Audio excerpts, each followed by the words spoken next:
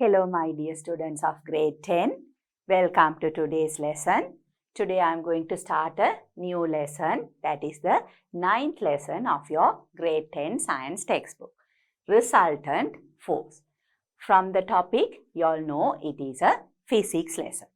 So this topic has two terms, resultant and force. So you know what force is. A push or a pull is a force.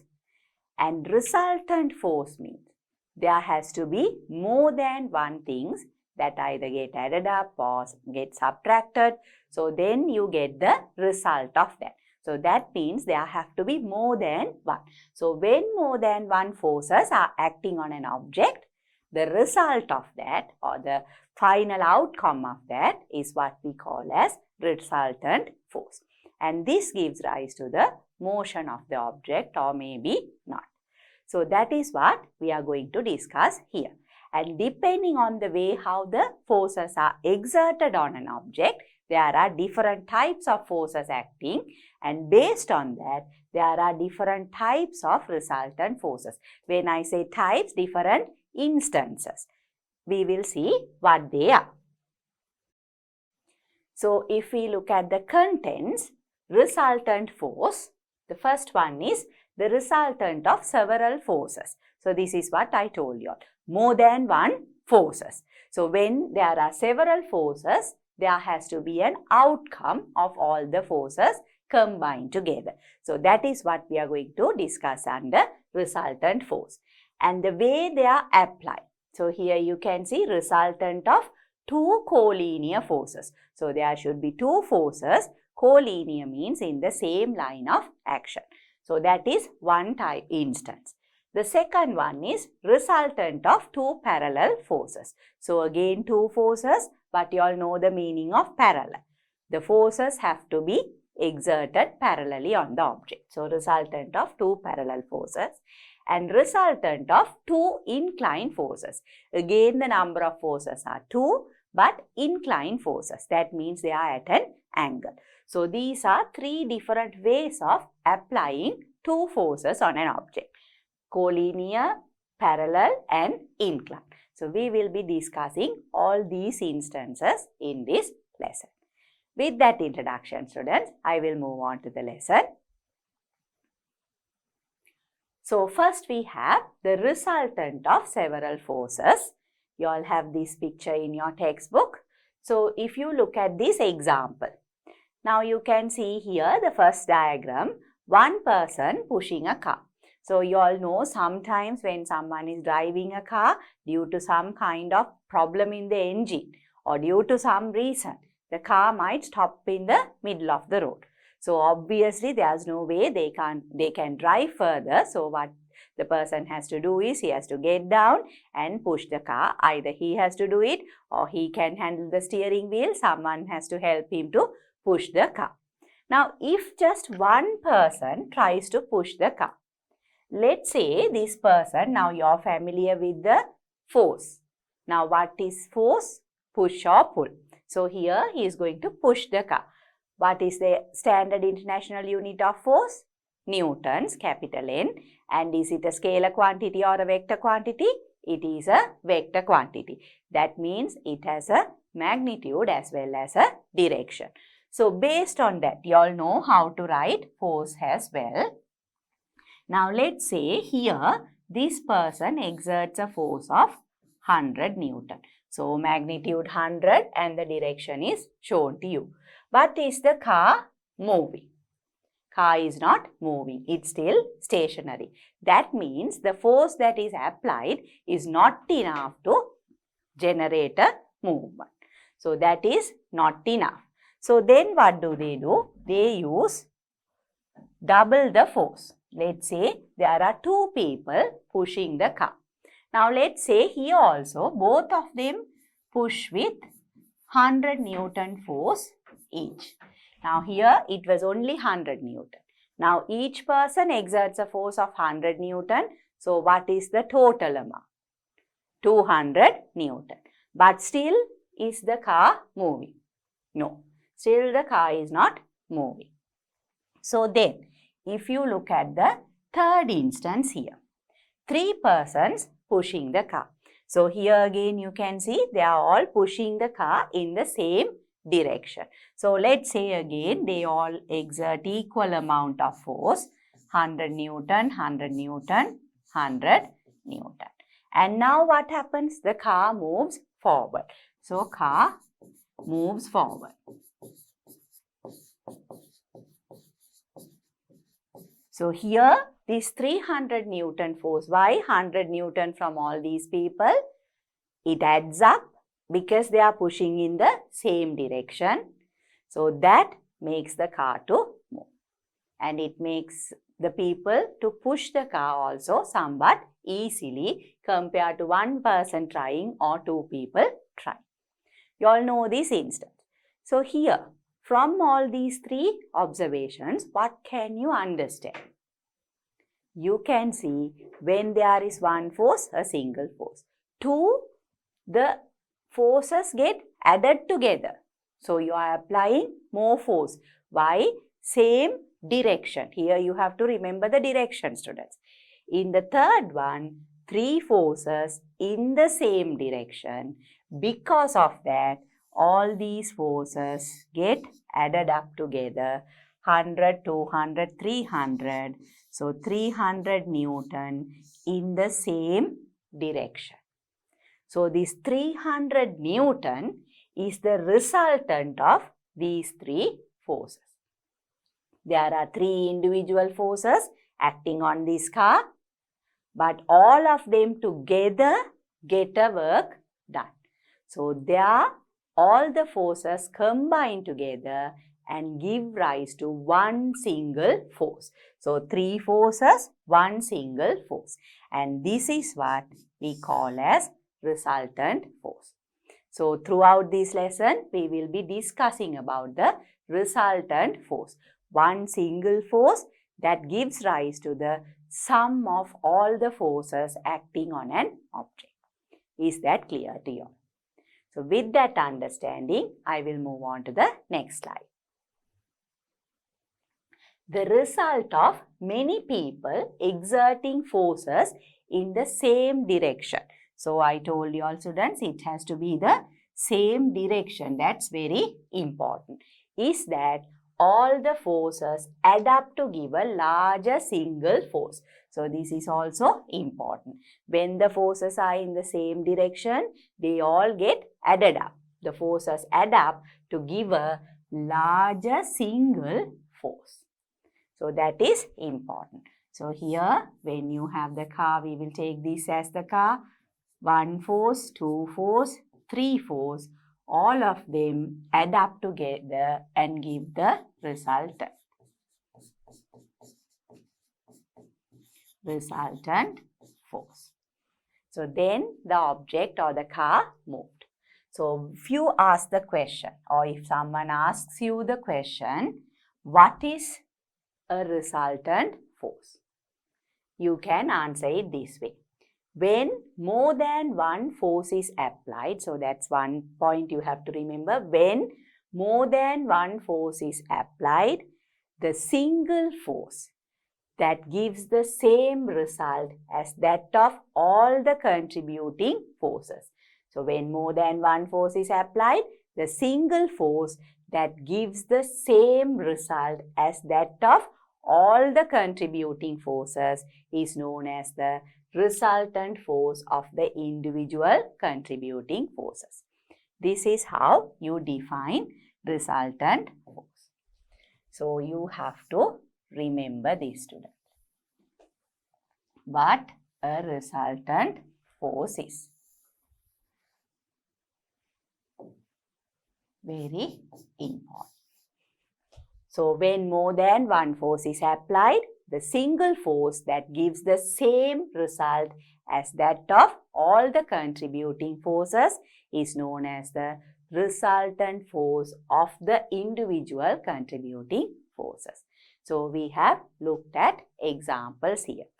So here again, if you consider different instances, now I told you all there are different instances. Push, pull, that can be done in different ways, combined in different ways. Say, let's say if we have an object like this, one person, like how we did now, two people can push that object. The same thing can be done where one person pushes, another person pulls the object. Or else, for the same object, you can tie a twine around it, and this twine can be pulled by two or more people. So, the same twine can be pulled by two or more people. So, these are different ways of applying forces. So, here you can see these are like parallel lines. So, parallel forces. But here they all fall in the same line. Here again the two forces are in the same line. So, based on that only, we classify the resultant forces as resultant of two collinear forces, resultant of parallel forces, and also under collinear forces, they can be in the same direction or opposite direction. So, now we will try to understand what will happen depending on how the forces are exerted on an object. So, before I go to that, there is another example that we need to understand. Now, you are familiar with this. This is a go-kart or a push cart, a cart like a toy car where a kid can get into the cart and the parent or a guardian or any adult can push the child around. Or sometimes even when children play around, one child sits in it, the others push them around. So, like that, this is for playing purpose, there is a go-kart. So, here you can see, now we will say the father is pushing his daughter in a go-kart. How is he applying the force, or how is he exerting the force? Is he pushing the cart with one hand, one force? So, here students, you can see the father is pushing the go-kart with both his hands.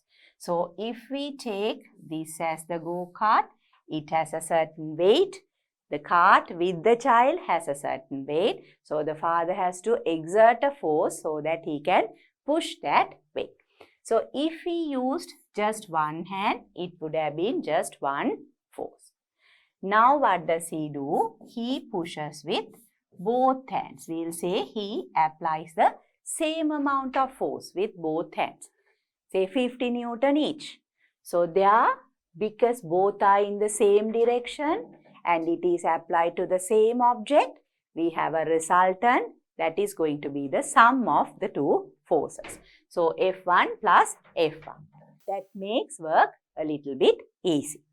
So, he is pushing the child. Now, let's say the mother or a sibling. Just for fun, what they do is they try to tie a rope around this area with the rope if they are pulling. So, here father is pushing and now someone else is pulling the cart along with father pushing it. So, what do you think will happen?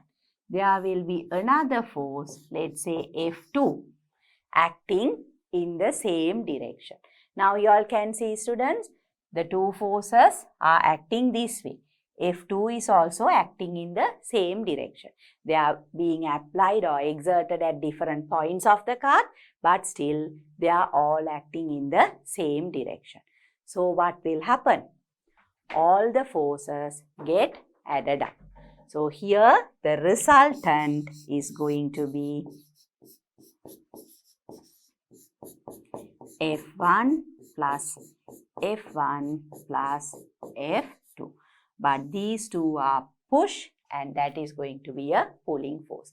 But the thing is, all of them are in the same direction. Because of that, the forces get added up. Resultant force. So, that is what you have to understand. When you look at an instant, this is a very simple example. When you are given an example, look at the forces, look at the direction, then decide on what type of forces are acting on the object. So, here since they are all in the same direction, they will be added up. So now we will try to understand the different instances. So their forces applied on objects can have various directions. So this is important. They can have various directions. So based on the directions, this gives rise to the resultant of two collinear forces, forces having the same line of action. So as I told you students, if you have an object like this, if someone is pushing from here, another person is pulling from there, when these two forces act along the same line, then we call it collinear forces. So it can be push and pull, or it can be different people pulling together, or maybe pushing together. But there, the important thing is the line of action have to be same line of action. Two forces with the same line of action. Then the next type, the resultant of two parallel forces, forces having parallel but different line of action. So when we say parallel forces, if this is the object, one line of action, another line of action. So this is an object where we apply parallel forces. So parallel, different line of action. That also gives a resultant force. Now when we say parallel forces, they are both in the same direction. But here, now both these examples have the forces acting in the same direction. At the same time, there can be an instance where there is an object, one is being pulled this way and the other force pulling it in the opposite direction. There is a difference between these three instances. These two are similar, this is different. So this gives rise to collinear forces in the same direction. This is collinear forces in the opposite direction. So those are the three instances under which we are going to consider the resultant forces. So with that, student, I am sure you all have a good understanding to the introduction to resultant forces. We will again look at them or discuss them in more detail. Resultant of two collinear forces. So here, resultant of two collinear forces, there is the diagram given to you, a picture given in your textbook. So before that, you can see resultant of two collinear forces acting along the same direction. Important thing, same direction. Collinear forces acting along the same direction. Now, if you look at this example, you all might have seen this happening. Fishermen trying to pull out the net from the sea. So with all the fishes they have caught, it would be a very heavy weight. So just one person can't pull it easily. So what they do is they all get together and pull the net from the sea. So there, what happens? Now see, this person is exerting a force here. The same way this person here. He is exerting a force here. Now let's say all of them, let's say they exert a force of 50 Newton each. So 50, 50, another 50, and all are in the same direction and they are pulling the same net. So it's going to be the same line of action. So here, same direction.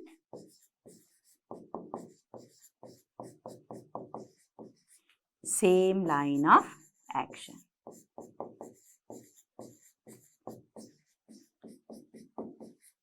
So you can see each person 50 Newton. Like that, how many people are there? 3, 4, 5, 6, 7, 8 people are there. So 8 people, if we consider they all exert the same magnitude of force, 50 Newton, you can understand all these individual forces get added up. So because they are in the same direction, same line of action, resultant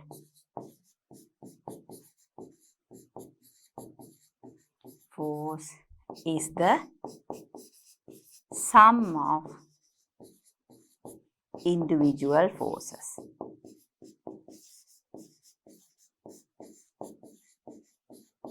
So what do you think? 8 people, 50 Newton each. It will be a resultant of 400 Newton with which they pull that net. So here the important thing that you have to understand is all the forces are acting in the same direction and they are all along this net. So same line of action. Because of that, the resultant gets added up like we discussed before. So sum of all the individual forces will give rise to the resultant force. With that, I will move on to the next slide where we carry out an activity to understand this type of forces. Investigate a way of finding the resultant of two collinear forces acting along the same direction. So you all know when we say collinear, the line of action is the same.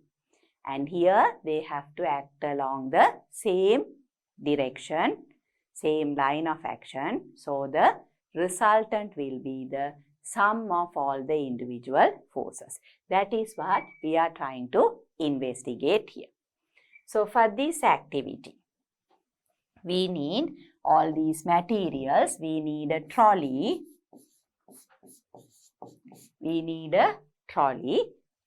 A common equipment used in the lab for these types of activities.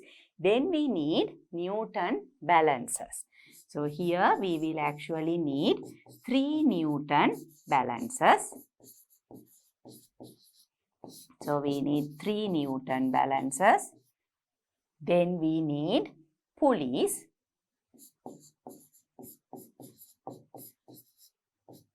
That also we need pulleys and they have to be smooth pulleys.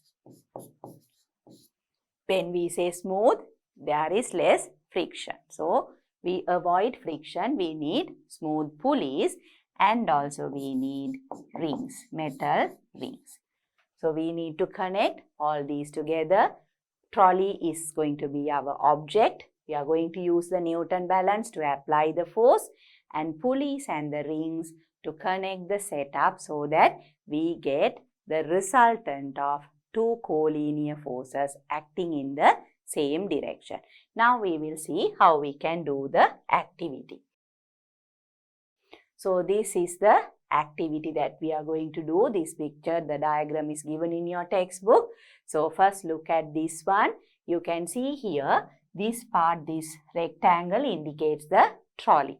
So what we do is, we take a trolley. We need to have 2 hooks connected to the trolley, or it can be nails attached to the trolley. Either way, we have to have a way of tying these strings and the loop and everything to the trolley. So here you can see one end. One side of the trolley is attached to a Newton balance A, and that is connected to the maybe a wall or a stand, so that this end doesn't move. This end of the thread, this thread that is attached to this end of the Newton balance will not move. That will be retained at the same position. But here you can get a reading from Newton balance A. Then we have the trolley. Then again another twine or thread is attached there. You can see the metal ring there. And then what we do is we tie 2 threads. It has to be 2 threads tied to this metal ring, and you pull the thread along this. Both threads have to come together so that you give the collinear forces. They have to have the same line of action. Then we take one thread or twine over this pulley, one pulley, another pulley. The 2 pulleys have to be as close as much as possible, so that this is almost like one line. But when you do the activity, there can be a slight difference. It may not be in the same exact line, but still you can understand what happens there. So this side, the thread is connected with the Newton balance B, and this side, the thread or the twine is connected to Newton balance C. So by pulling or putting forces to these two Newton balances, we will be exerting the two collinear forces. So B and C are going to be the collinear forces. Are the collinear forces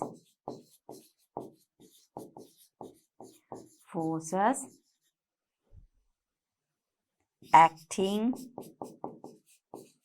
in the same direction.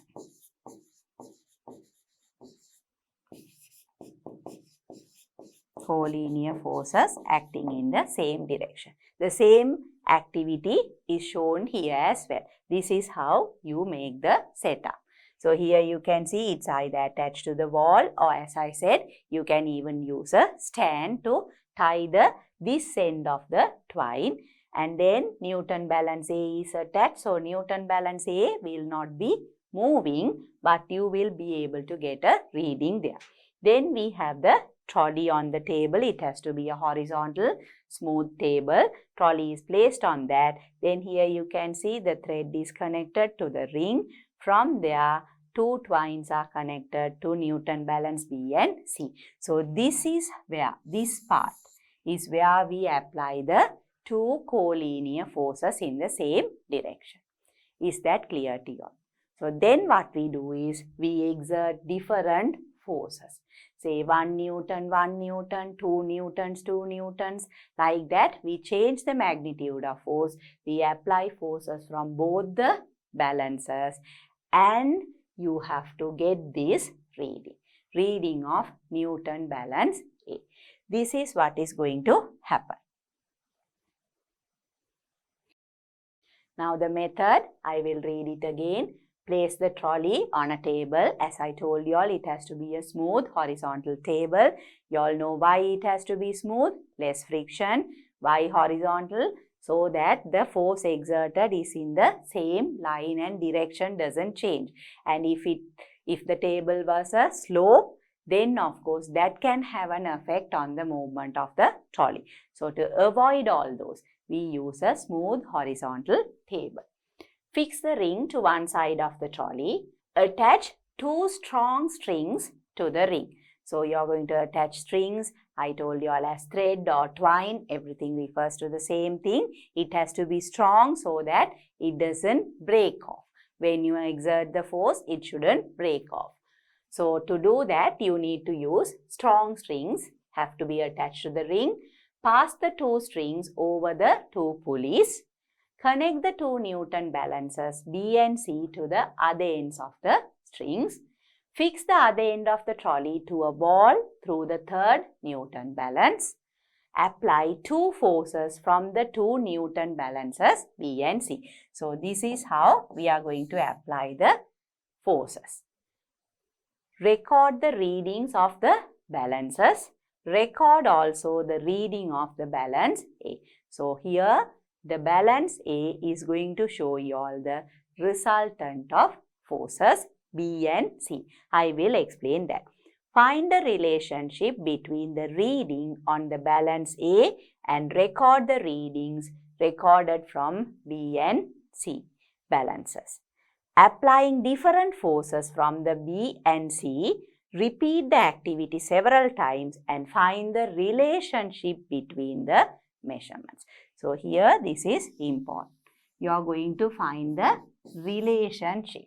Then only you will understand or you can illustrate how the resultant of two collinear forces in the same direction act.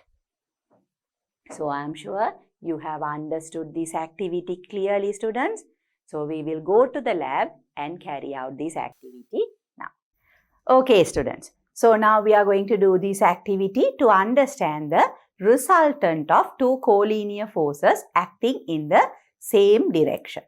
So as you can see here, students, there is a board. It's a horizontal surface. On that we have the trolley. So the trolley is going to move on the horizontal surface. Then again, I have these two Newton balances, B and C. Using those two balances only, I am going to apply the two collinear forces in the same direction. In order to do that, you can see here there is only one string attached to the trolley and we have the ring here that is again connected to the two Newton balances through the pulleys. And the more the closer the pulleys are, the forces will be in one line. So here as you can see, there's a slight space between the two pulleys. So there can be a slight difference, but still we will get the correct reading. And the resultant of those two forces will be read using the Newton balance A. That is what you all have to observe. So for example, initially I will start off with 1 Newton force applied on both Newton balance B and Newton balance C. And gradually I will increase the force on both the balances. I have a student to help me with pulling the Newton balance B. So here I will be pulling the Newton balance C. You all have to observe the reading of Newton balance A. So here students, you can see when the balance reading is 1 Newton. On both you can see the Newton balance reading 1 Newton. Can you all see the reading there?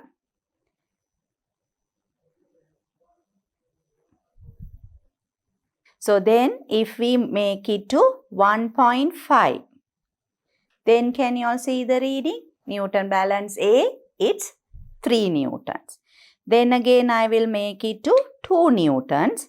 Can you all see the reading? It's 4 Newtons. Then 2.5.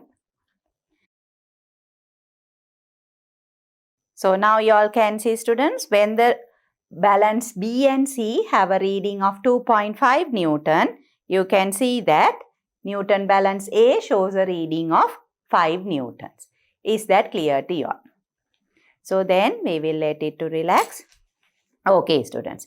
So here the important things are, you all have to pull the 2 Newton balances along the same line, but although we are pulling them in opposite directions, when they are connected by this twine, they are acting in the same direction. So here the two collinear forces are acting towards this side, while the resultant force that is read using the Newton balance A. Is that clear to you all students? So from the values, when the two values were 1 Newton each, the resultant was 2 Newton. 1.5 it became 3. 2 it became 4 and 2.5 it became 5 Newton. So from that you all can understand the sum of the two forces acting collinearly in the same direction gives the resultant of the two collinear forces in the same direction. Okay students, so you all were able to observe the activity clearly. And you all can remember the readings that we got from all the 3 Newton balances. So we applied the forces using Newton balance B and Newton balance C, but at the same time we observed Newton balance A as well to get the reading. So if I write down the readings that we got for the activity, you can remember students, first I applied a force of 1 Newton each from both Newton balance B and C. And at that time, you can remember the reading of Newton balance A was 2 Newtons. Then it was 1.5 Newtons from Newton balance B and C. At that time, this showed a reading of 3 Newtons. Then I exerted 2 Newton force. From balance B and balance C, this was 4 Newtons. Thereafter, if you can remember students, we repeated the activity another 2 times as well. So that time, you can remember, I exerted a force of 2.5 Newton each from Newton balance B and Newton balance C. And also you can remember when I did the activity, I had a student to help me pull the other Newton balance. So we were able to exert equal forces from both the Newton balances. And at this point, the Newton balance A had a reading of 5 Newton. So those were the observations that we got from the activity. So now what do we need to do? We need to find the relationship between A, B and C. What can you all see? From the reading itself, I am sure you all can understand, if we add up these two values, the forces that we exerted by Newton balance B and Newton balance C, when you add them together, that is equal to the force or the reading of Newton balance A. So that is the relationship that you can see here. So A and B, 1 plus 1, you get 2. Same way, 1.5 plus 1.5, you get 3 newtons. Then we have 2 Newton plus 2 Newton, 4 Newton, that is Newton balance A's reading. Then 2.5 plus 2.5, that will give you 5 Newton. So from this, what can you say? If we add reading B with reading C, we get the reading of balance A. Here students, we are only considering the magnitude, not the direction. But when we did the activity, you all can remember this is the trolley. So we had the ring to pull around the trolley, around the pulleys. We had balance C and balance B. So B and C added together to give this particular force. I'll say F1. That is the resultant. On this side, we have Newton balance A. Now you have seen that A is equal to B plus C. So I have shown you all B plus C is F1. Now can you all look at the instance here? We are pulling from this side, B and C. And here this side is fixed. It was fixed to the stand. And we made sure whenever we applied the force, whenever I pulled the Newton balance, the trolley did not move. So you all can remember students, when there is no resultant force, an object at rest will remain stationary. That is the Newton's first law of motion. So here, if the trolley is at rest means, what is the resultant force? The resultant force is 0. Resultant of what? A plus these two. So from that you can understand we are pulling with F1 in one direction, A is in the other direction. Because they are in the opposite directions, the resultant of these two get cancelled off. That is why the trolley doesn't move. But we are trying to find the resultant of these two forces. Those are the collinear forces. We do this activity in this manner so that we can get the value of the resultant of B and C. So here I have explained to you all how resultant of B and C, sum of B and C is equal to A. That is when the trolley is at rest. So that means the result is 0. So when you pull from one side and pull from the other side, both the forces are equal. So therefore, resultant of B and C is equal to A. But what you need to consider is that when you apply two collinear forces in the same direction, they get added up. That's the important thing. So from this, if we take from this,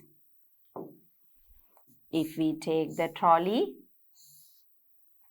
this is the trolley, we apply one force, another force, B, C, resultant of or resultant force equals B plus C. That is the conclusion that we can get. So, when two collinear forces are acting in the same direction, the sum of the two forces will be equal to the resultant force, or the resultant force will be given by the sum of the individual forces. So, that is what we conclude from this activity. So, we can say when two collinear forces are acting in the same direction,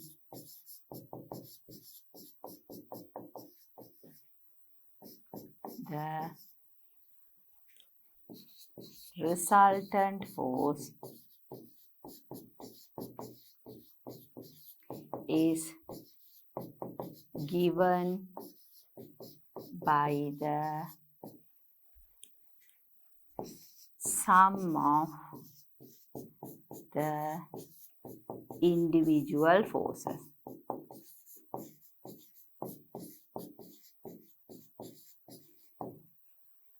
So, I am sure you all can understand that concept now. B and C are the collinear forces acting in the same direction.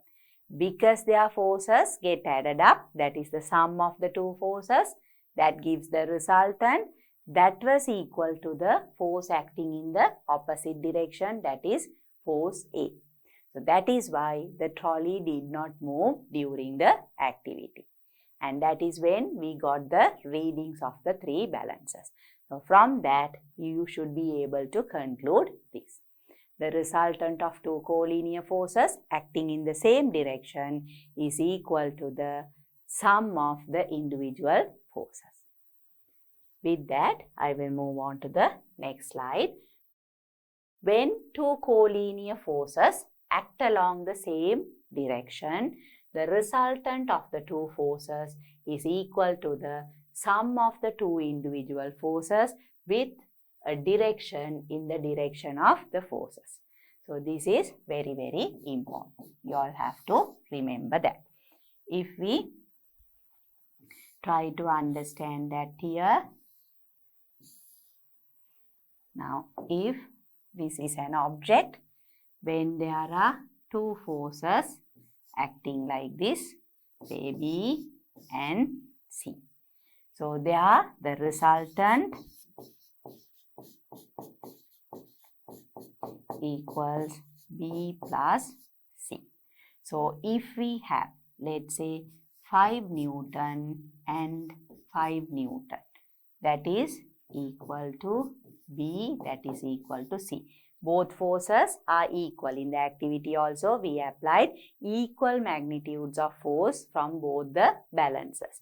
So, the forces are equal, and if we consider that as equal to 5 Newton, the resultant force will be equal to 5 Newton plus 5 Newton, that will be 10 Newton force. And since these are acting towards this direction, the direction of the resultant is also the same. That's why they get added up. But normally you all know, because force is a vector quantity, we usually show the direction of the force as well. So, 5 Newton forces towards that direction, giving rise to a resultant force. Another example, if we consider,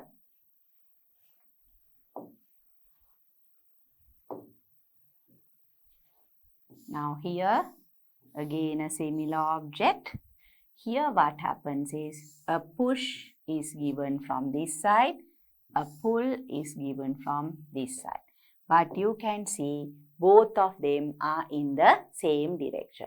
So, let's say this is a 10 Newton push, this is a 10 Newton pull.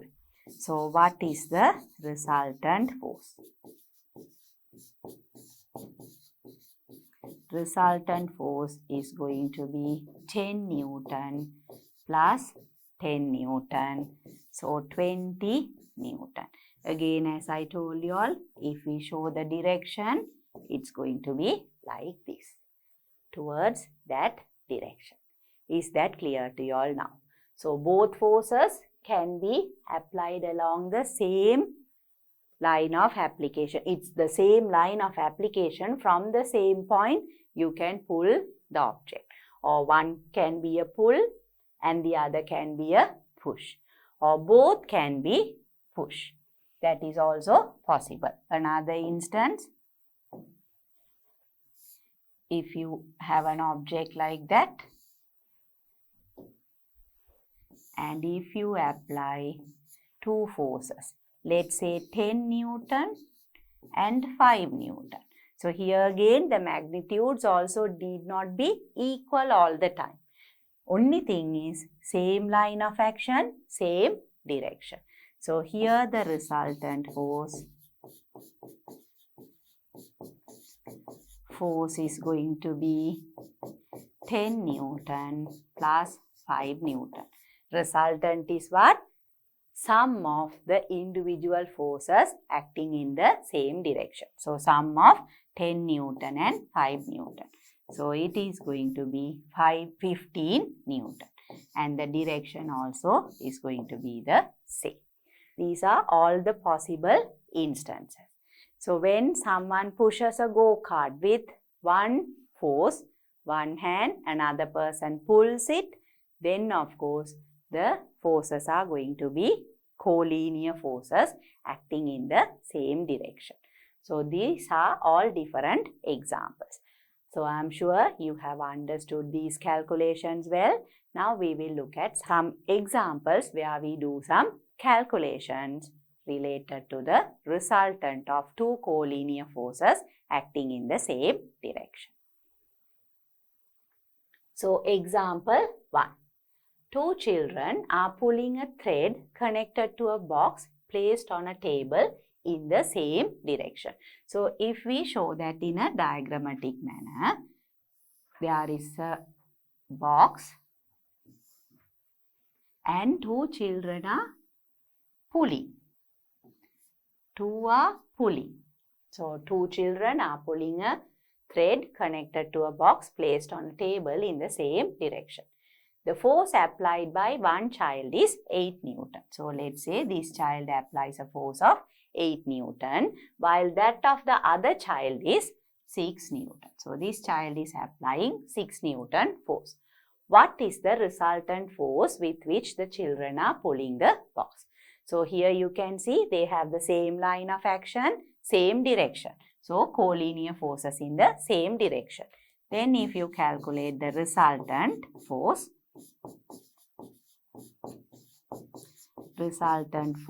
is equal to the sum of the individual forces. So it's going to be 8 Newton plus 6 Newton. That will be 14 Newton. If you like, or it is better to show the direction as well. So 8 Newton, 6 Newton, the sum will give you the resultant 14 Newton force. Is that clear to you all students? So with that, I will move on to the next slide. Again, where we have the exercise 9.1 from your textbook. So here, this is the first question. Find the resultant force in each of following situations. So in these two situations, they want you to find the resultant force. So in the first one, students, you can see here, both forces are acting along the same line of action, same direction. So what is the resultant force? Resultant force equals, what are the individual forces? 100 Newton plus 200 Newton. So what is the resultant? 100 plus 200, you have 300 Newton force again acting towards this direction. So if you are pulling the object, it will move towards this direction. Why the resultant is towards that direction. Then we have the second one. Can you all look at the diagram there. Again you can see this is a push, that is a pull. 20 Newton, 40 Newton. Magnitudes are different, but look at the direction. Directions are the same. Both are towards this direction. And is the line of action the same? Yes. If we connect these two together, you will see it's the same line. So the line of action is the same. So that means two collinear forces acting in the same direction. And the resultant force